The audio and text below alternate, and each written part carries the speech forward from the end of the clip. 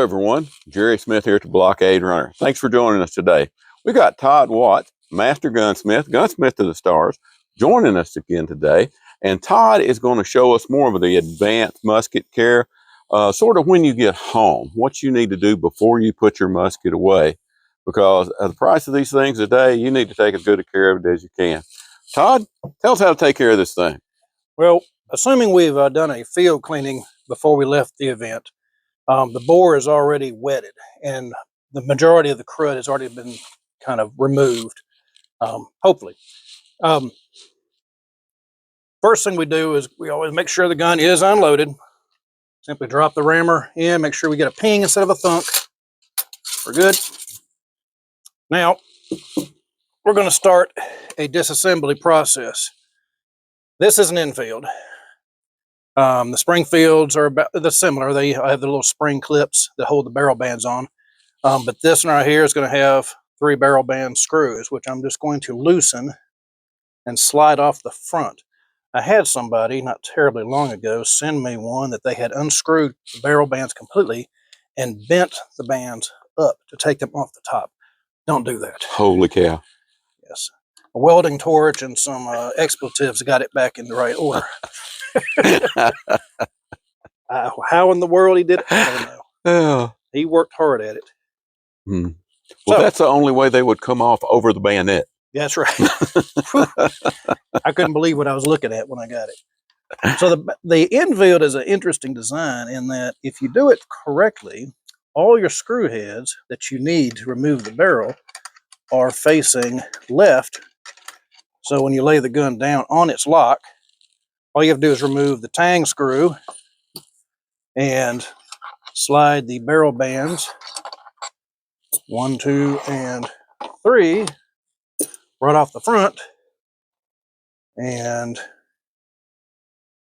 got the hammer half cock, and the barrel just comes right off. Stock is going down here for the now. Out of the way, not needed. All we have now is the barrel, a pipe. We're going to remove the cone, nipple.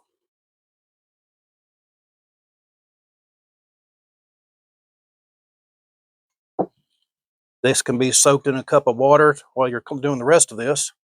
Now, in here, you can't see it, but there would be a lot of caked crud in here. You can go in it with a patch on a little screwdriver like that and just dig around in there, and that helps break up that stuff, especially if you've got it wet already. Now, what I do is I take this in a bucket of water or even a sink, get it in water so that the breech is underwater, and get a patch on a worm, and you just, I'm gonna hit you with this. You just go down, and as you come up, it'll suck water in by force into the breech. That helps slosh out and clean out the bolster. Back and forth, back and forth. If it's really, really dirty, add a drop of soap to it. Dawn dish soap, something like that. What will happen is you'll get it frothed up, it'll suds up. Do this as many times as you care to. Now they sell, you're at the Blockade Runner, a brush, which is, where's my brush? I had a brush here.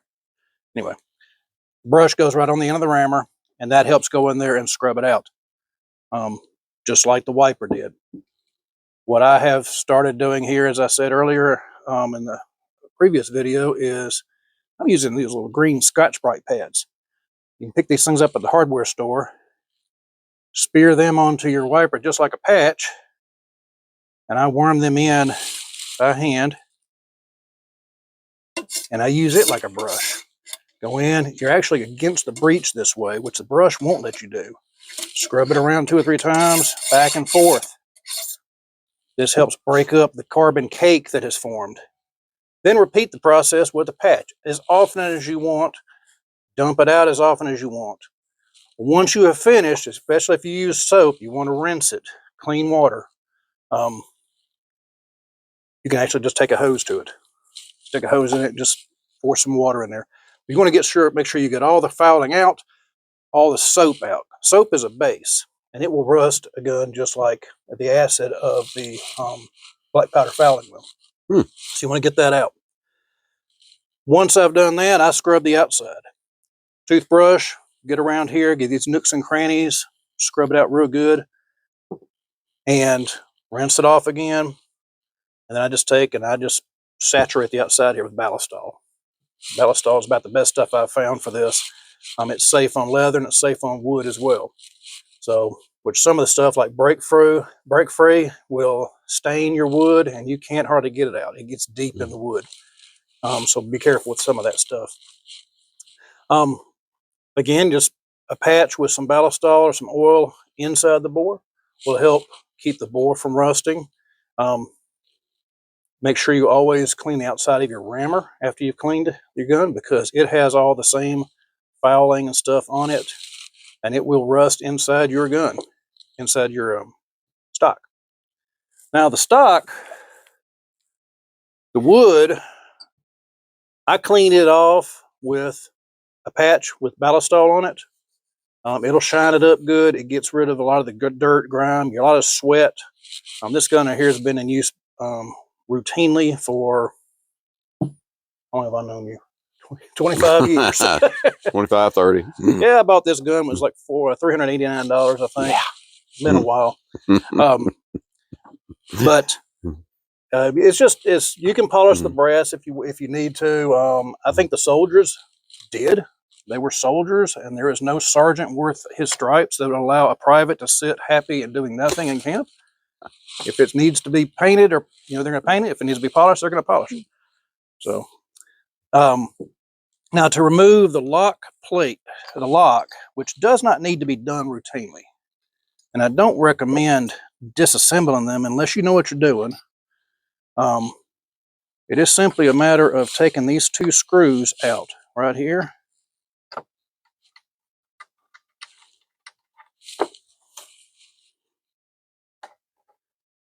The Springfields are just the same. And then you just wiggle that out. And there is your lock. It's not a magical piece. It's very simple. There's only about 5 pieces in this thing. The simplest way I have found to clean these things is to stick them in a pot of boiling water. Really? Get yourself a pot of boiling water. If you want soap, drop a soap in there. Drop the whole thing in there. Let it boil out and soak. You're not going to get hot enough to damage the temper on the springs. They have to get 600-700 degrees before you do that. So water boils at 212. Yeah. So that will get rid of all that fouling in there. Anything that's left is neutralized. It's not going to cause rust. But then, once it's cooled, simply scrub what you can with a toothbrush. Don't bother disassembling it if you don't know what you're doing. And then spray it liberally with ballistol, WD-40 even, whatever you need to lubricate and drive away the moisture. The penetrating oils will get into the cracks and crevices, and they'll drive the moisture out and replace it with the oil. Any screws that are loose need to be tightened. One right there is a little bit loose, so I'm just going to give it a crank. And you don't want your screws over tight to where they don't move. I've seen people do this. The sear is this piece right here. Your trigger works against it, which allows the tumbler, which is connected to the hammer, to rotate. This back screw, if you tighten it too much, you'll actually torque it down to where the sear won't move. Make sure it works. It's working. It's oiled, it's cleaned. It simply goes right back into its recess in the stock, which should go right back in fairly easily. You don't get it bound up on the trigger.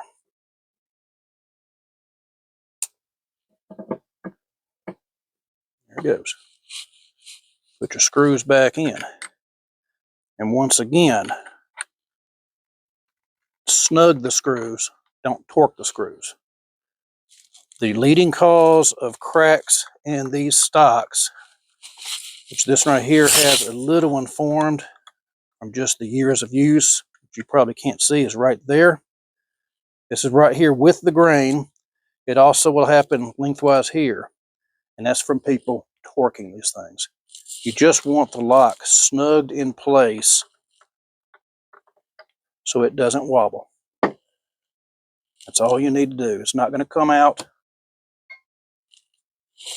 Barrel goes right back in its recess. Tang screw goes in.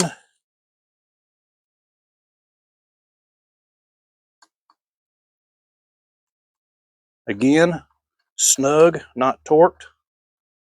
This is one of those things that I see quite a bit. People, I don't know what it is with guys, but they think every screw has to be torqued within an inch of its life, and every hole has to be filled. It's not always the case. So I'm just snugged right there. Now, I take my rear barrel band and I make sure the screw is facing me at this point so that when the gun is laid down, the screw head is again facing to the left. Tighten it down a bit.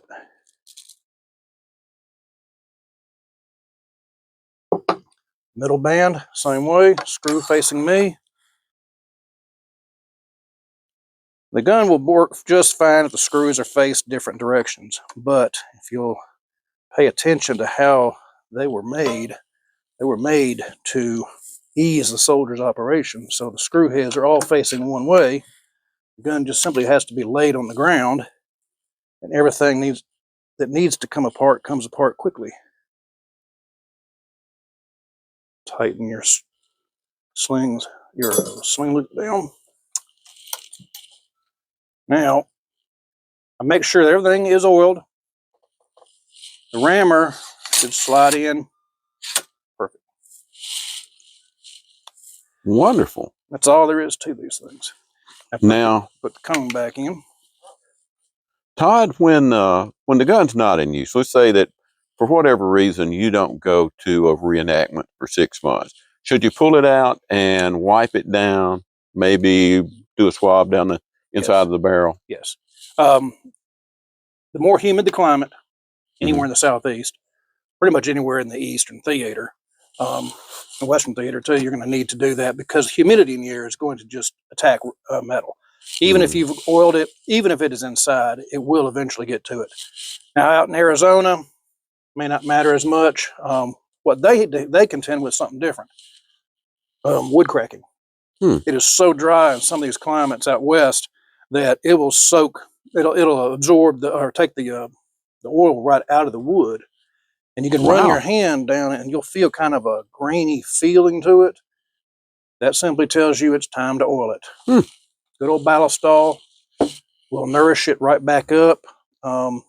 They use linseed oil, which is pretty much what I do. Once every couple of years, I take this one apart and I wipe it down with linseed oil. You know, the soldiers back then were trained to do linseed oil a lot, which is one reason you pick up an old British musket and they're squishy feeling.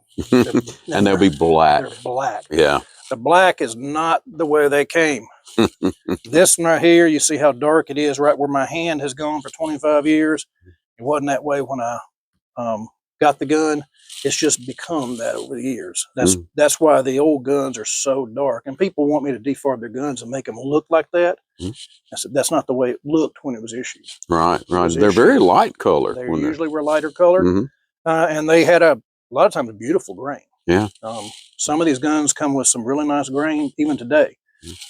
So if you go in there and you slather on a bunch of stain, you're really ruining the look of the gun. Yeah. So is that about all it is to it? We can put it away in the closet now and wait for the next event. That's what I do. I put a tompion in it to keep the spiders out of the bore. And I put it in my gun sleeve. I typically store mine muzzle down in a rack. And that is so anything in here comes out the barrel and doesn't solidify in the breech. If you've got too much oil in there, oil will go with gravity. It'll go to the brack if you've got it on the butt. Yeah. The downside to that is if there's stuff coming out, it's going to stain the carpet. So put a towel under it. Yep, there you go. Pull the rug over it. All right. Well, that sounds like a good deal to me. All right, thanks everybody for joining us today. Hope this was helpful. Todd, thank you so much for coming out and helping us again today, and I'm sure all the folks appreciate it. You're welcome. So come back and visit anytime here at the Blockade Runner, guys. We're always here.